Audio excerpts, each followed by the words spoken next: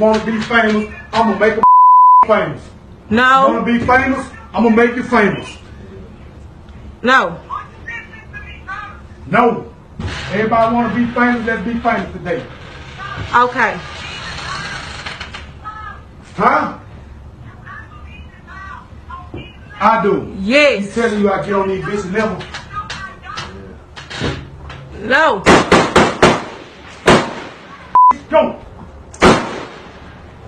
Stop, Jonathan. Stop, Jonathan. Imagine being trapped in a room with someone you once loved, forced to apologize on camera while your life is on the line. This is exactly what happened to Rannita Williams, her last moments broadcast to the world, with her ex-boyfriend holding the camera and a gun. This is the tragic story of Rannita Williams, a 27-year-old mother of 3, who was forced by her abusive ex-boyfriend, Johnathan Robinson, to apologize on Facebook Live. What was meant to be a simple apology turned into a deadly encounter, ending her life in front of a shocked audience. Welcome to Psych of True Crime, where we bring you in-depth looks at the most disturbing true crime cases. If you're new here, make sure to hit the subscribe button and ring the bell so you'll never miss a story. Stay with us as we uncover the chilling details of this case. Rannita Williams was known to those who loved her as a bright, hard-working woman who dedicated herself to her family and her community. Born and raised in Shreveport, Louisiana, she grew up surrounded by a tight-knit family that valued loyalty and support above all. Rannita, at just 27 years old, was a mother to 3 children, each of them the center of her world. Despite facing challenges, she did everything she could to provide for them and ensure they had the opportunities she never did. Her resilience shone through in her work. Rannita found ways to support her children with her skills in both hairstyling and interior design. Whether it was cutting hair for her neighbors or transforming a dull room into something beautiful, she always put her heart into her craft. Those who knew her described her as humble and approachable, someone who was always ready to lend a helping hand. She had a quiet strength, a calm presence that made her a trusted friend and confidant to many. What kind of person does Rannita sound like to you? Do you think her dedication to her family is something we should all admire? Let me know in the comments. Rannita had dreams beyond the struggles of everyday life. She dreamed of building a better future for herself and her children, leaving behind the shadows of a painful past. This hope for a better life was what motivated her to leave a difficult relationship and try to start anew. She had recently moved on from her ex-boyfriend, Johnathan Robinson, and was in the process of finding peace in her own way.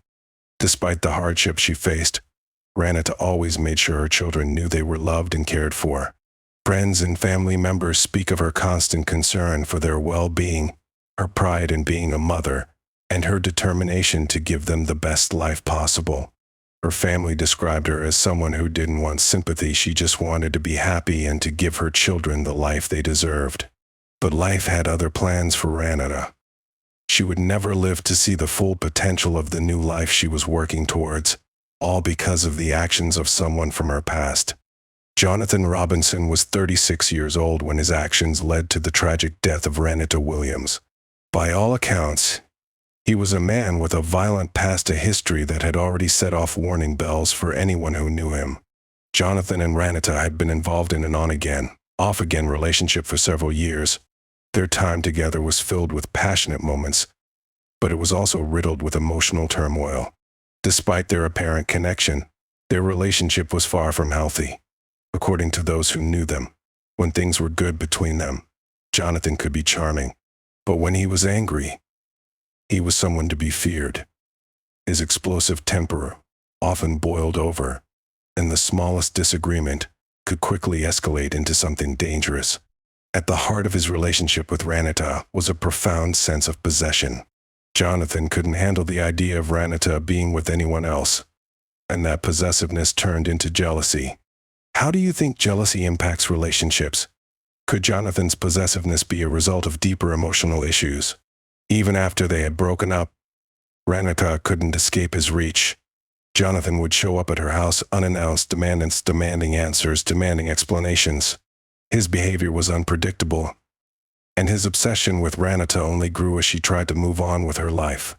Though he had a criminal history that spanned over several years, it seemed that Johnathan's issues went beyond legal trouble.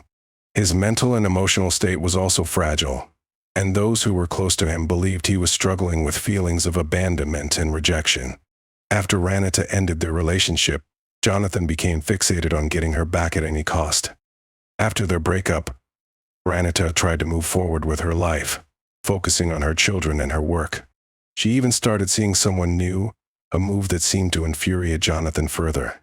He couldn't stand the idea of her being with anyone else. It wasn't just a matter of not wanting to let her go. It was about control. Do you think that feeling rejected can sometimes drive people to extremes? Is it ever justified for someone to act violently out of jealousy? Let's discuss in the comments below.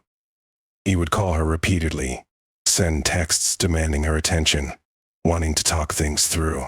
These constant intrusions into her life wore Rannita down, but she refused to go back to a relationship that had brought her so much pain. It was a Thursday morning, the kind where the world seemed still. But for Rannita Williams, this morning would be anything but peaceful. She was at her home on Natalie Street in Shreveport, Louisiana, a modest house where she lived with her 3 children. Rannita had spent the early part of the morning tending to her kids, making sure they had breakfast, and preparing for the day ahead. Like any mother, she was focused on the routine, trying to keep everything in order for the sake of her children. But the calm of the morning was quickly shattered when Johnathan Robinson, her ex-boyfriend, arrived unannounced at her door. It wasn't the first time he had shown up at her home, and it wouldn't be the last, but this time was different. Johnathan had been trying to reinsert himself into her life ever since their breakup, but today he was filled with rage. This wasn't a visit for reconciliation. It was a visit driven by jealousy, manipulation, and an uncontrollable need to dominate. Things took a disturbing turn when Johnathan made an unexpected demand. He ordered Rannita to go live on Facebook, a platform where millions of people share their lives. At first, it seemed like an odd request, but in retrospect, it was clear that Johnathan wanted to humiliate her in front of an audience. He wanted to punish her for moving on with her life, for not accepting his control over her anymore. And so, with the camera rolling, the world watched as Rannita's life began to unravel in real time. Johnathan's voice could be heard off camera, full of aggression, as he forced Rannita to apologize for something she hadn't done. He demanded that she go live to his new girlfriend, a woman who had no part in this complicated mess, and make a public apology. Rannita, already distressed, hesitated at first, but in the end she complied. She was, after all, in a dangerous situation. She was trying to keep the peace, trying to avoid further escalation, all while she had no idea what Johnathan might do next. In the video, Rannita appeared visibly shaken. She nervously addressed the camera, apologizing for something that wasn't her fault. Her words seemed to hang in the air, full of resignation and fear. She said, "Yes, I was wrong. I didn't have any business going off like that." But anyone who watched could tell that she was simply trying to placate Johnathan, to make him stop yelling, to make him leave her in peace. It was painful to watch the emotional toll it was taking on her. The way she tried to keep her composure for the sake of her children and herself. But even after Rannita apologized, Johnathan wasn't satisfied. He wasn't going to let her off that easily. His anger wasn't about the apology, it was about control. He paced back and forth, barking commands at her, all the while keeping the camera rolling. The tension in the video was thick, the air so heavy it was almost suffocating. Viewers could hear the impatience in his voice, the anger building, but there was something even more chilling in his words. "Wanna be famous? I'll make you famous." The threats were no longer veiled, and it was clear to anyone who was watching that things were about to get worse. Johnathan's emotional volatility was on full display for the entire world to see. How do you think Rannita must have felt in that moment, knowing that this video was being watched by strangers? Do you think she felt trapped? As the tension in the video reached a breaking point, something happened that no one could have prepared for. Johnathan, now fully enraged, pulled out a rifle. It's difficult to say exactly what went through Rannita's mind in those final moments, but the dread that must have flooded her was likely overwhelming. She had just apologized. She had tried to do everything he demanded. And yet, he wasn't done. He wasn't going to stop until he had full control. And he made it clear that he had no intention of letting her go. The screen of the Facebook live feed flickered briefly as Rannita's final words stopped. Johnathan. Stop. Johnathan ... echoed out in the recording. The desperation in her voice was palpable. This wasn't a cry for attention, it was a cry for her life. The world watched in horror as Johnathan fired. The screen went black, the phone clattering to the floor, and the silence that followed was deafening. What happened next is unclear, but what we do know is that, in that instant, Rannita's life was taken. The moment that started with a request for an apology had ended in a shocking and tragic death. The Facebook Live video was still up for a few moments, showing only the ceiling, the rifle pointed in Rannita's direction, and the muffled sounds of gunfire. The police, who had been alerted earlier, arrived at the scene after the shots were fired. They set up perimeters around the house, but it was too late for Rannita. She had been shot by Johnathan before they could get to her. After a tense standoff that lasted more than an hour, Johnathan was arrested, but the damage had already been done. What do you think went through Rannita's mind in those last moments? Was there any way for her to have known that the situation would escalate so violently? Tell me your thoughts in the comments. As the authorities moved in, they found Rannita inside the house, her life taken too soon. The emotional devastation felt by her family, her friends, and anyone who had seen the tragic sequence of events unfold online was immense. Rannita's life, which had been so full of potential, had been violently and senselessly cut short, leaving behind only questions. And for those who witnessed her final moments on Facebook Live, the reality of how fragile life can be, and how quickly it can be taken, was all too clear. This tragic event serves as a painful reminder of how toxic relationships can end in devastation, and how manipulation and control can quickly spiral into something far more dangerous. Do you think social media is responsible for the spread of violence, or is it just a platform that amplifies something already present? Following the tragic shooting of Rannita Williams, law enforcement quickly responded to the scene. When the Shreveport police arrived, they found a chaotic and dangerous situation unfolding.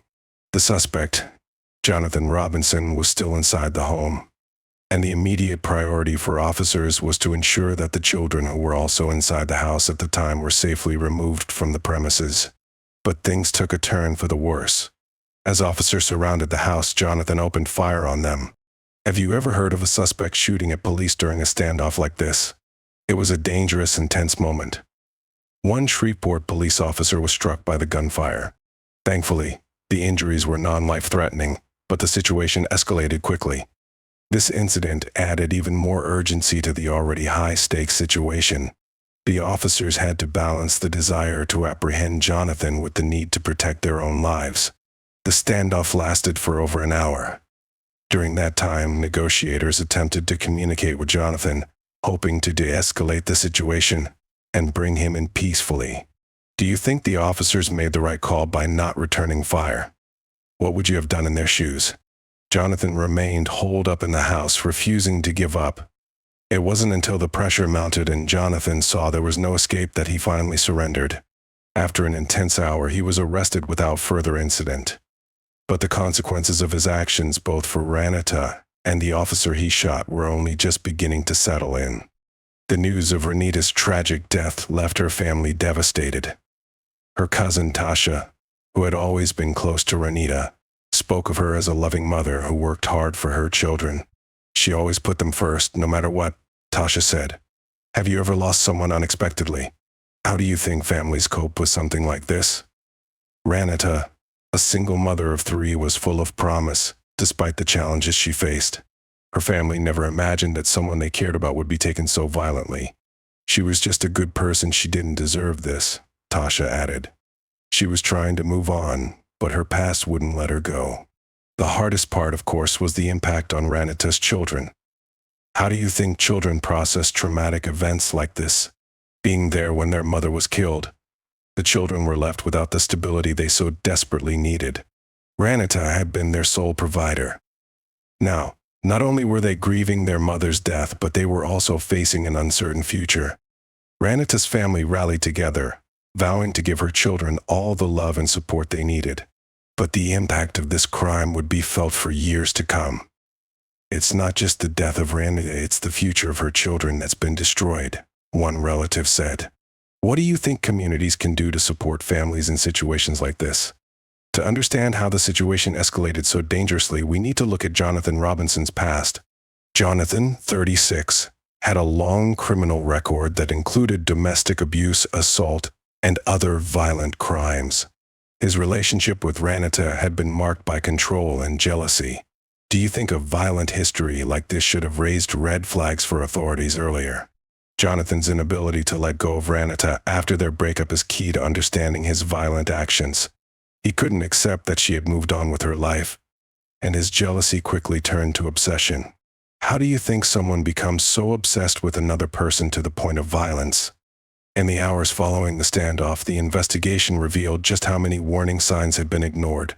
Johnathan's past was filled with violent acts that seemed to get brushed under the rug. His inability to control his anger and his repeated violations of the law should have been warning enough to everyone around him. How often do you think people overlook violent tendencies in others until it's too late? As we reflect on the shocking events that led to Rannita's death, we have to ask ourselves, what needs to change to prevent crimes like this from happening? Let us know your thoughts below. The morning after Rannita Williams' death, the community was left reeling. The house where Rannita had been living with her children was now a place marked by unspeakable violence. In the aftermath, the details of the crime became more chilling by the hour. Rannita had been shot several times. The first bullet had struck her knee, a painful injury that would have left her struggling. But it wasn't just the knee, it was the 2 bullets that hit her torso, where the damage was fatal. And then, there was the horror of how this all played out. The Facebook Live video, which had captured her final moments, lingered in the public eye for far too long. Thousands had watched as Johnathan forced Rannita to apologize, but no one could know the pain she felt in that moment, not just physically, but emotionally. How could anyone imagine the humiliation, the fear, knowing that your final words were being broadcasted? For those who watched, it felt like more than just a tragedy. It was a wake-up call. How did we get here? How did social media come to play such a critical role in this horror? Do you think platforms like Facebook should be held more accountable for the content that goes viral? Can something as simple as a live stream become a weapon in the wrong hands? As the investigation unfolded, the world braced for the next step, the legal proceedings. The community wanted justice. They wanted answers. What could explain the unthinkable actions of Johnathan Robinson? Johnathan, the man who had once been a part of Rannita's life, pled guilty to first-degree murder. There were no dramatic court scenes, no drawn-out trial. Instead, a plea deal was reached. Johnathan avoided the death penalty in exchange for his guilty plea. But this was a deal that would not satisfy everyone. Many still couldn't shake the anger. How could he escape the ultimate punishment after taking Rannita's life in such a brutal public way? Was the plea deal enough? Did he deserve more than a life sentence? In court, a quiet moment echoed louder than the rest. Johnathan, facing Rannita's mother, uttered the words, "I'm sorry for what I did." It was a hollow apology, a gesture that many felt was too little, too late. Could any words ever truly make up for the pain he had caused, not just to Rannita's family, but to everyone who had watched that Facebook live stream unfold? In the end, Johnathan was sentenced to life in prison without parole. There would be no opportunity for him to walk free again. But some, like Rannita's cousin, believed that the real justice would have been seeing Johnathan face a jury, to hear the full truth of his actions laid bare. Do you think a plea deal was the best way to resolve this case? Or should there have been a trial? As we wrap up the story of Rannita Williams, it's hard not to reflect on the wide-reaching impact of this tragedy. This isn't just a tale about one woman's life taken too soon. It's a stark reminder of how modern technology intersects with our darkest realities. Rannita was a mother. She was a daughter. She was a person who had dreams, hopes, and a future that, tragically, was cut short in the most unimaginable way. Rannita's death made us question the very nature of what's private and what's public.